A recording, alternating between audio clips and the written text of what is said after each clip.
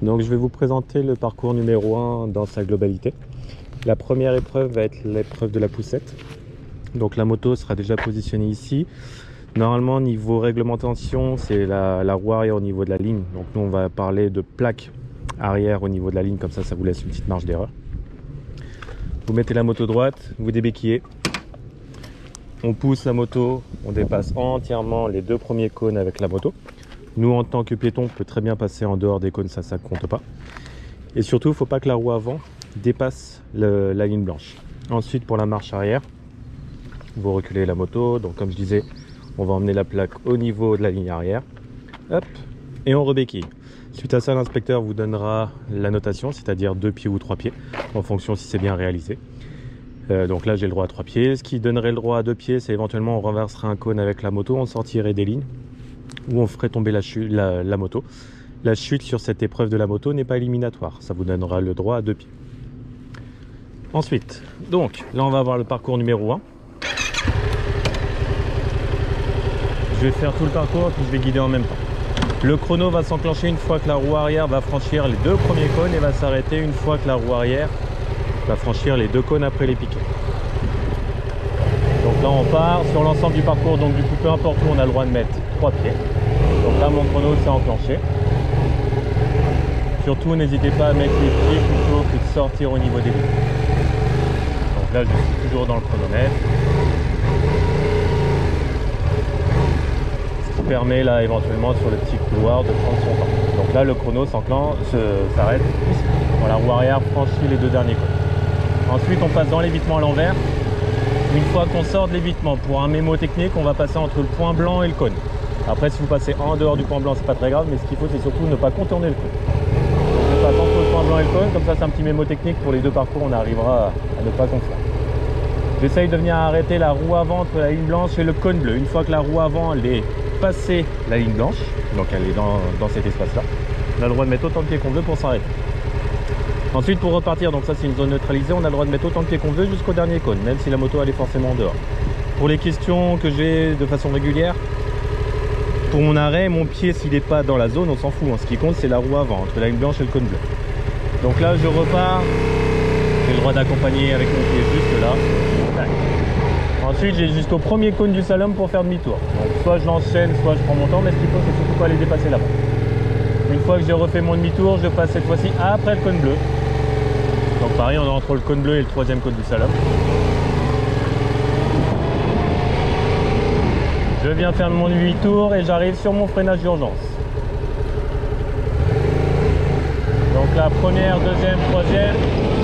Et une fois qu'on arrive à la ligne C6, on freine. Donc là, je tends les bras, arrière, avant. Tac, et j'ai jusqu'à la ligne C5, donc celle qui est pile poil devant moi pour m'arrêter par temps sec. Et C4, par temps uni. Ensuite, normalement, c'est là où on prend le passager. Donc, pendant la période Covid, il n'y a plus de passager. Je viens prendre à l'opposé. Je fais mon demi-tour. Tac. On vient pas tourner trop tôt. C'est mort. On vient s'arrêter entre les piquets et les cônes. Et on repart pour le slalom évitement. Le premier cône, on le prend à gauche. Donc, on fait tout droit. On doit être pris à 40 km/h minimum radar à la ligne C7. Donc, au 3e cône du slalom. Donc sur la moto 40-45 minimum.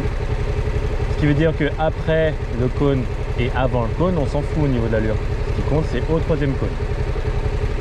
Je fais demi-tour de gauche à droite, je reviens pour mon évitement, 50 km/h. Et la 3e doit être passée avant le premier cône du slalom.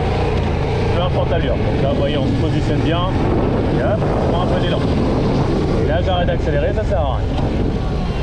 Et je prends mon temps, je vais me positionner pour le demi-tour. Je vérifie bien que je suis toujours en première. Je relance et pareil en 3e pour l'évitement. Bien assez large pour rentrer dedans. Et j'arrive, je coupe les gaz, je pousse. Et surtout je prends mon temps pour revenir. Et je vous le refais une 2e fois sans parler. Je refais pas la poussette.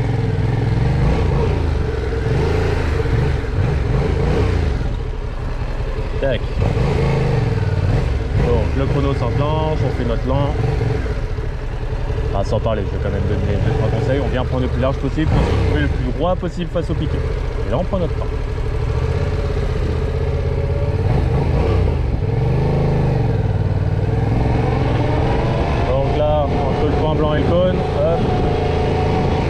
monter la roue avant entre la ligne blanche et le cône 2. Tac. Je repars avec le pied du côté où je tourne, comme ça la moto elle est inclinée. J'ai le droit de mettre mon pied jusque là si je veux. J'ai le droit de faire demi-tour jusque là, ce qu'il faut, c'est pas dépasser le cône.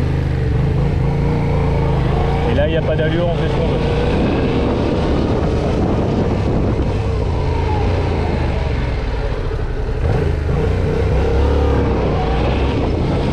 Pareil, troisième, il y a 50 au radar à la ligne, sans les bras, arrière, avant, et j'écrase.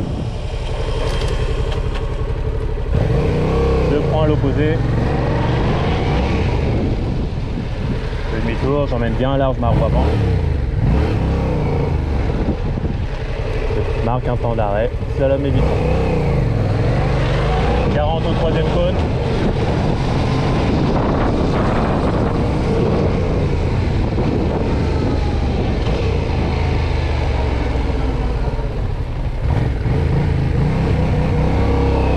Et 50 radar. Pour l'évitement.